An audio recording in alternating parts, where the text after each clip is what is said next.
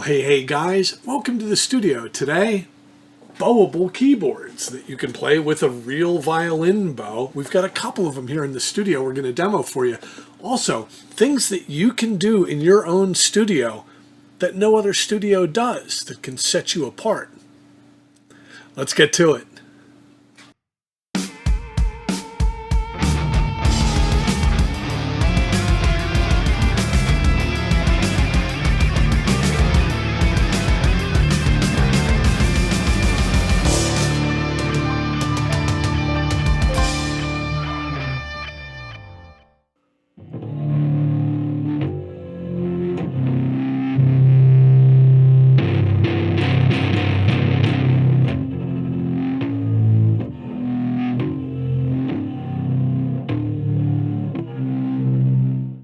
And this particular one is a little bit different. This is a tenor model. The one that we just demoed for you was the bass model. And as you can see, I've got all kinds of adaptations on it. We've got a piezo transducer. These things run you about like 10 bucks. All the recordings that you hear today were done with the piezo transducer during the bowed stuff. And you'll hear it from time to time on recordings that we do here in the studio. I've gone ahead and done some recordings in Ableton with both of these instruments, along with a basic drum track that we got from Abbey Road Drums. Other than those drums, everything that you're about to hear comes from one of these two instruments. Check this out. If you're familiar with Ableton, this is going to make almost complete sense to you.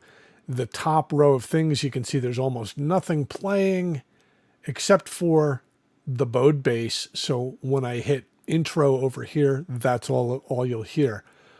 When I go down to the second layer breakdown, you'll see what comes in. It's the three main tracks. We get the pink, the purple, and the peach, all in their affected forms, which we haven't listened to yet.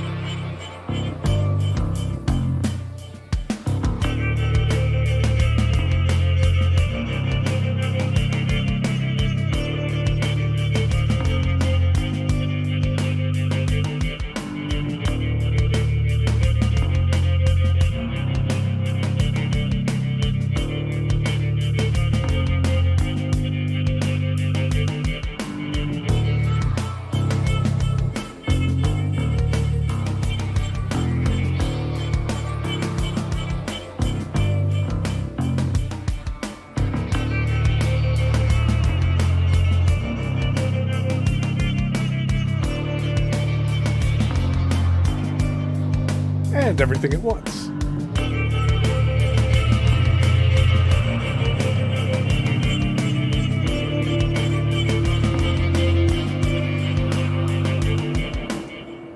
It's a bit much, and as you can tell, some of these affected tracks were very heavily modified. As a quick example, let me show you the original main theme. And here it was with the effects on it.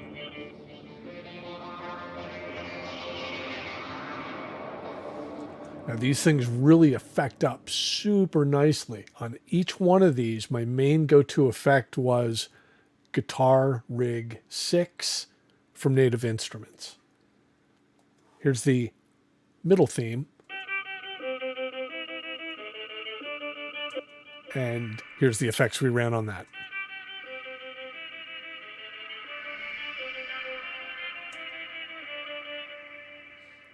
Okay, then we had sort of that high part. This is the normal version.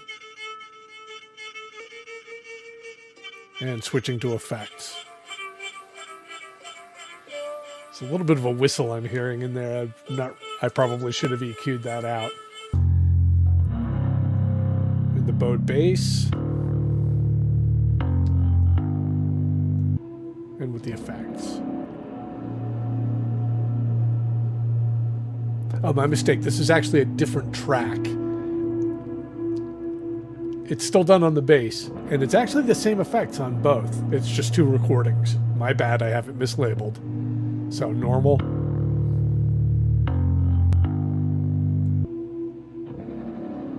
And a lot of bow movements. I said bow movements.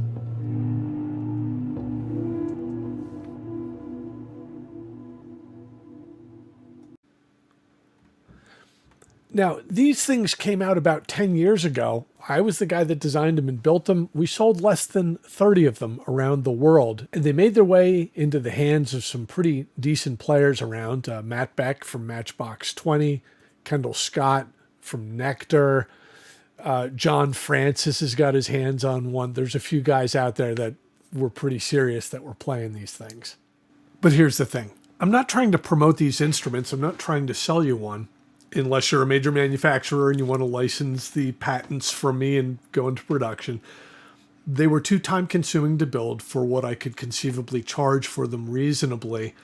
Parts were kind of hard to get, and it was also hard to find decent woodcrafters that could help me do this that could have stayed with me for a long time. So please don't ask to buy one of mine. Please don't ask me to build you one. I'm not in that business anymore. And today's video is not really about how cool this instrument is. Today's video is more about what can you do in your studio that's different than anyone else. Now, for me, I took about 2 years to develop this instrument, but let me show you something really quick that you can do with stuff that you've got laying around that I can almost guarantee you nobody has thought of. This crazy looking old box here was my secret weapon when I first opened the studio. It's about 30 years old. And let me show you what's inside.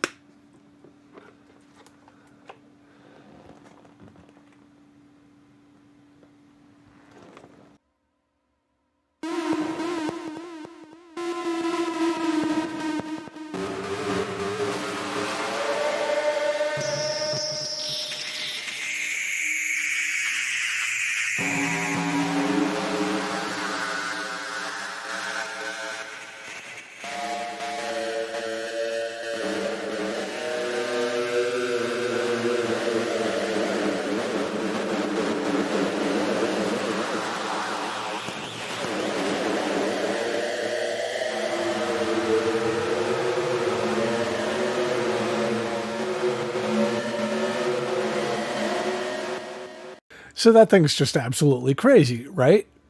But like I said, this is something that you can do in your own studio. That thing was actually something that I threw together by accident. Let me show you something that you can stumble on by accident as well. Got a patch cord. Got a couple old guitar pedals laying around. Check this out. Old digital delay. Graphic EQ, cheap Chinese chorus pedal. The one trick is you prefer to have one pedal that does have two outputs on it. So this digital delay here has its normal out, which I have hooked up to an amp, but it also has an output called direct out. Any stereo pedal would have that, or you can even use a Y splitter coming out of any one pedal to do what I'm about to show you.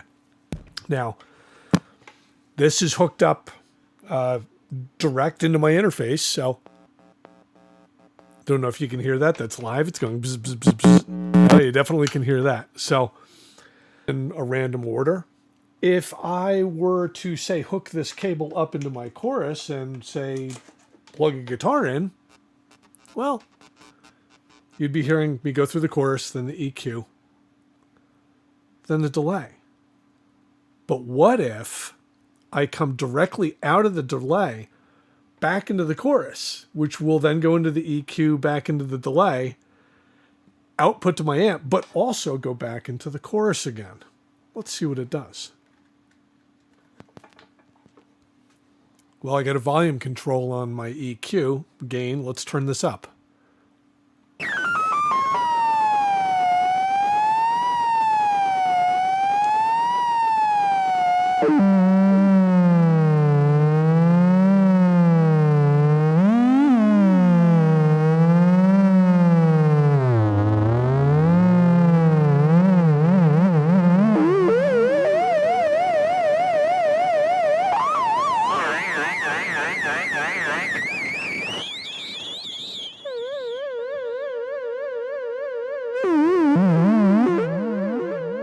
just the level control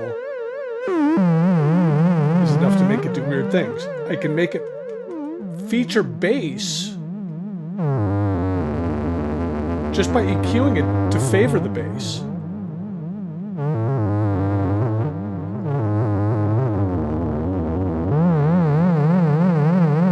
Or the treble.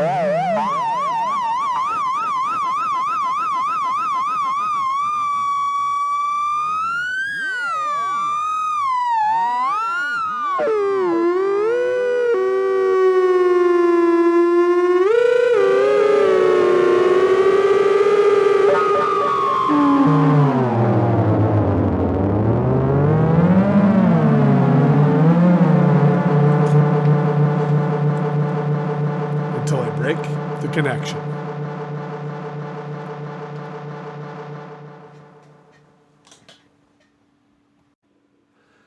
Now you can trust me that I literally grabbed 3 random pedals from my pile of pedals over there. I did make sure that one of them did have 2 outputs on it so I could loop it back into the input.